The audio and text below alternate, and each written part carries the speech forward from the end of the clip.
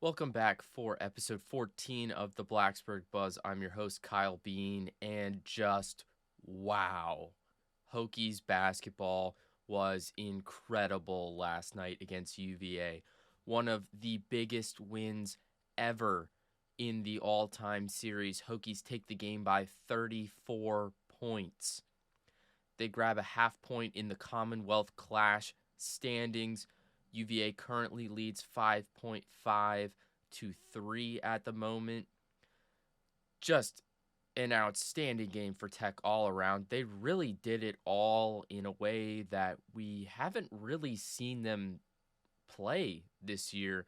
It was just everything fit and melded together so perfectly, and it's so fitting that this happened in the UVA game. We always play our best against the in-state rivals, and wow, did Tech really bring it last night. 75 to 41, Hokies get the W. The last time that UVA scored 41 points or less in a game was 1942. A historic beatdown from the Virginia Tech Hokies, and man, season low points scored for the Wahoos. This game was incredible. Let's jump into what happened. First half, it was pretty even for about the first 10 minutes. The two teams kind of went back and forth a little bit.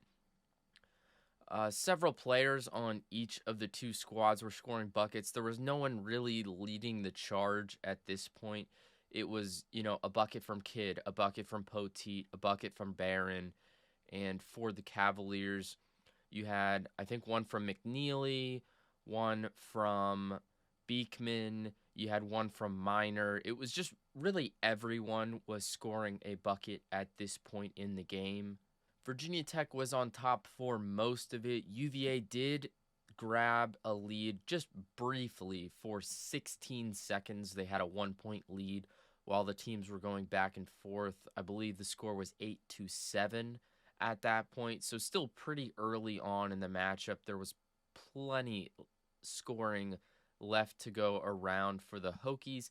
Not too much left for the Cavaliers. So UVA grabs this lead. Nickel, he's hit 2 threes already in this game early on. We're about 8 minutes into the game so far. At around the 9:42 mark, UVA scores their last basket for the next 9 minutes. So they get one bucket, and then Virginia Tech goes on a 20-0 run. Over the next 9 minutes, they absolutely take over the game. They're punishing UVA inside like we really haven't seen Lynn Kidd take over like this in ACC play. He was a perfect 5 for 5 from the field for 14 points. Poteet was getting buckets. Everyone was just driving the paint with force and power, and we don't see that too often from Tech. We see a lot of finesse and we see a lot of shooting, but we don't always see that just powerful charge into the paint. It's almost reckless, but in a good way, the way they're just pushing in and trying to make things happen. When they didn't have opportunities to go up to the rim, they were kicking out to open shooters, and the shooters were just open because of all of that driving. The way the Hokies drove in so forcefully, so quickly, it was leaving shooters open on the perimeter, and Tech was knocking down the shots. So a 20-0 run led by Kidd and Nickel. Virginia Tech is absolutely cooking with the lead. Then Leon Bond III, he hits a layup late in that first half, the last points of the half. He gets a layup in, ends the 20-0 run. Hokies are up 20 points. It's 16-36 going into the locker rooms at the half. So Tech, after that one run, they're just way out ahead. Castle guard is screaming in Castle Coliseum. It's pumping in there. You can tell that every single fan there is amped. Virginia Tech is always getting hyped at home games. They're always going to get hyped playing UVA, but that was like nothing you've ever seen before. Leading UVA, a pretty good team. They're about a bubble, edge of the tournament team projections right now. And Virginia Tech is kind of one of those teams just on the outside, a little bit further out at this point. You don't see Hokies get like that. They're always loud, they're always rowdy, but that was something just unheard of. So coming out of the half, the Hokies kick it on another run. They go 7-0 once again. And, now all of a sudden you're 2-3 minutes into the second half and Tech is leading by 27. Incredible start to the second half for them. UVA did finally manage to get something going after that 7-0 run. Virginia Tech went on a pretty short, 3-minute drought, about 3 minutes. They couldn't really get a shot in. They missed a couple, whatever. But so UVA managed to climb back just a little bit at that point. They brought it down to about 22-ish after that 3-minute scoring drought for the Hokies. But Tech ended up breaking through. Padula hit 2 free throws, only his 5th and 6th points of the night, about 5 minutes into the second half. So you've played 25 minutes of basketball. Padula only has 6 points, and he's been just tearing up most opponents. He's had a couple rough games lately, but he's been tearing up opponents all year in 2024. One of the leading scorers on Tech. It's really been him, Kidd, and Couture. And Padula's only got 6, and Tech is up by more than 20. Incredible team performance from them. So after Padula's free throws, Tech manages to string together a few mini runs. They get back-to-back buckets, maybe 3 for every Cavaliers one, 2 for every Cavaliers one. So they grow the lead just a hair slowly over time. They go up 3, and UVA pulls it back down 1. And then they go up 2, and UVA pulls it back down 1. So they keep slowly adding on to the lead, 1 point here, 2 points here. And, you're really seeing Tech just walk away with it at this point. Early in the second half, they're just walking through it. The Hokies actually didn't need to score for almost the entire second half to win this game, assuming Virginia scored exactly how they did. Tech only needed to score in about the first 2 minutes of the second half, and they would have won this game. That's how rough it was for UVA's offense. The Cavaliers just couldn't get anything to go. The Virginia Tech defense was stifling. So Tech is stringing together a few buckets. They're going 2 for 1, 3 for 1. They're really just making everything at this point. They miss a shot here or there, but other than that, they're burying these balls into the hoop. It was an incredible performance for them. UVA, they kept trying to swap the lineup around, see if, maybe the bench could spark a little bit of something, or at least just give the guys, the starters, a couple of minutes to sit and rest and recollect themselves, but it wasn't doing anything. Everyone that came in was just having a tough time for the Cavaliers. The Hokies, on the other hand, had no let up in them, not a single ounce. They kept the pressure on. They kept building that lead slowly over time. Even once the Hokies brought in the entire bench, they took everyone off the floor. They brought in the bench. They were running Rechsteiner, Ward, Venable, Patrick Wessler, and John Camden in. Most of those guys haven't seen significant minutes. We saw a little bit of John Camden last week. We've seen Rechsteiner, in the game quite a bit, and Jaden Young was playing as well. And so those guys were making up the Hokies crew for the last about 4 minutes of the game while UVA was running the starters. And they had no let up in them either. Uh, they didn't score for a minute or two, maybe, but other than that, they were putting the pressure on. Jaden Young buried 2 threes late in the game, about 1 or 2 minutes left to go. He just buried two to show him, like, hey, I might not get a lot of minutes, but I'm here to play too. Like, you better watch out and bring your A game because, if you want to climb back in this game, maybe make it like a 19-point game instead of a 34-point game, you're going to have to work a little bit harder than that.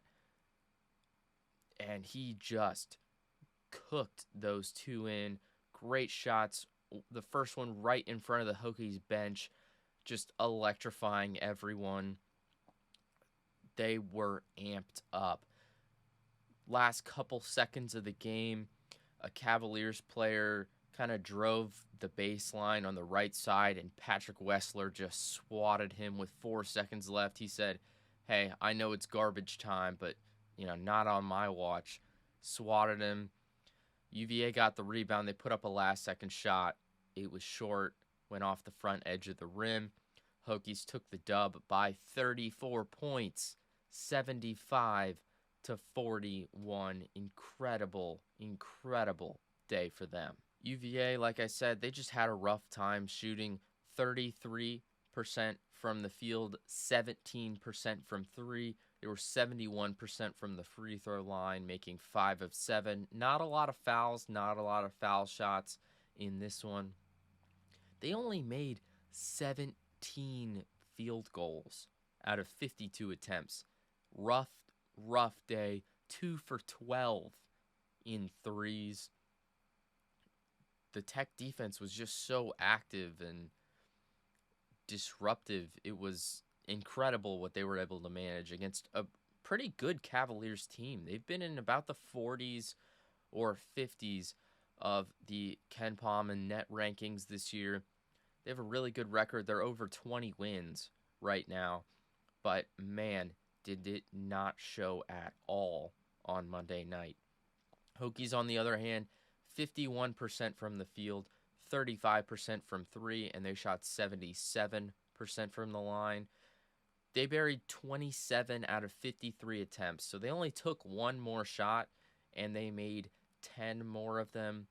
They made 8 of their 23 threes. Just all around incredible. UVA players, they only had one guy in double-digit scoring. It was Isaac McNeely. He had 11 points and 2 rebounds. That was the best stat line on the UVA team. 11 points, 2 rebounds. Flipping over to the Hokies, led by Lynn Kidd, 14 points, 7 rebounds, 1 block, 1 steal. Great night for him down low. He was a lot more powerful and forceful in his postgame. That's one of the big critiques that we've seen of Lynn Kidd this year, is just not taking it to the rim. He just hasn't been playing as strong as you'd like. He hasn't been taking it to the rim as strong as, you know he can, but he's been playing with a lot more finesse, and sometimes you either need to switch between the two, or there are days where you just need to go all power and pound it down low. And this was one of the games where we've really seen him do that. He had a block and a steal as well. Tyler Nickel, 13 points, 4 rebounds, 6 assists. He was swinging the ball. He buried those 2 threes early in the first half, while the Hokies were really close with the Cavaliers, 1-2 points to either side. His performance was really impactful as well. You had Robbie Barron, 13 points, 4 rebounds. He also had 3 blocks. He was a defensive nightmare down low for Tech, just letting them know that, hey, this is our castle. You guys aren't welcome here. Elijah Poteet had 11 as well. He was the other part of that just big duo down low, Poteet and Kidd. just playing with force. They were letting Jordan Minor know that we know you were giving it to us last time we played you guys in JPJ, but not in the castle. Some notes on the game, just like I said, the post, it was so strong, it was so active. We haven't seen Tech pound it down low like that really in a while. We had one game where Poteet got, I think, 18 points a couple weeks ago, and he was really pounding it down there in the paint, but we haven't seen the combo of Kid and Poteet do it like that yet this year. It was incredible for them. This is going to be a very important thing to build off of in the future if Tech wants to keep the momentum from this blowout win going. The Hokies played the high-low game really well. Now, when the post is firing on all cylinders like it was Monday night, it's important to also get the perimeter involved. When you're firing from both sides of the court, from the low and the high, the outside and the inside, it really gets in the way of any defensive strategy, because a lot of defensive strategies are focused on limiting one or the other. You try to limit one and force them to beat you on the other. Well, that's really what Tech did. When they kicked it down low and they didn't have what they liked, they had guys open outside because they were getting double teamed on the interior. When the double teams come, you're going to have an open man on the outside, and they swung the rock and they hit the shot. When the shot wasn't open outside, they kicked it down low. Kid, Poteet, Barron, Nickel, they went right to the rim and let them know, hey, we're going to beat you in both, so you better try to stop us in one, or else you're going to have a rough night. And that is exactly what they did. Now, this win really pushed Tech into an interesting place. So after the last couple games, the thought was that this team was on the outside of the NCAA tournament looking in, and they were really going to have to come up with a miracle to make something happen and to get into March Madness. Now, don't get me wrong, they've still got a lot of work ahead of them, but this was a fantastic start to that finish. The 34-point win, it really took Tech into a different spot in the net and KenPom rankings. They jumped significantly. Tech jumped 13 spots in the KenPom, all the way up to number 51. UVA, on the other hand, they dropped back 12 spots to number 65. These numbers are also reflected in the NCAA net rankings. Tech jumped up from number 62 to 53, while UVA fell from 41 to 50. So really shaking up their 2 spots in those 2 rankings. This puts Tech in an interesting spot where they really need to finish out strong to make the NCAA tournament, but they do have a shot, it looks like. So previously, after the last couple games, we were thinking they were going to have to finish out 6-6 and make a run in the ACC tournament, maybe even win it for the automatic bid, and that was the only hope. But with such a jump after this performance, with such a dramatic blowout in historic fashion, the Hokies jumped a lot more from this win than expected. They really need to finish out this year if they want to make it. We're talking win 4 of the last 5, maybe 5 of the last 5. It's going to be difficult, but if they play like this, they easily have a shot to do that. The question is can they keep this up? This team has been completely different at home and on the road, so it's going to be interesting to see if they can keep this up for the last 5 games of their season and then going into the ACC tournament in DC. If they can keep playing like this, I think they do have a shot at potentially making the tournament, but they're really going to need to win 6 or 7 games. out of these last couple. They've got 5 in the regular season and then the ACC tournament. I think if they win the last 5 and 1 game in the tournament, they might make it. I think if they win 2 in the tournament in the last 5, I think they're in. They're going to need to win 6 games. It's simple as that. They're really looking from the outside in right now, and they have to build that resume that says that, hey, we deserve to be in this tournament, and they don't have a lot of time to do it. That's all I've got from the Virginia Tech UVA game. So make sure you're ready for the rest of the season because it is going to be an interesting one. It's going to be a nail biter. Tech really needs to finish out strong if they want to continue playing into March. Keep your eyes peeled for the next game. Tech takes on Pitt on Saturday, so be ready for that. It is going to be a really close call this year if the Hokies want to reach tournament berth. So stay prepped, catch up on your Hokies basketball, and we'll see you later this week.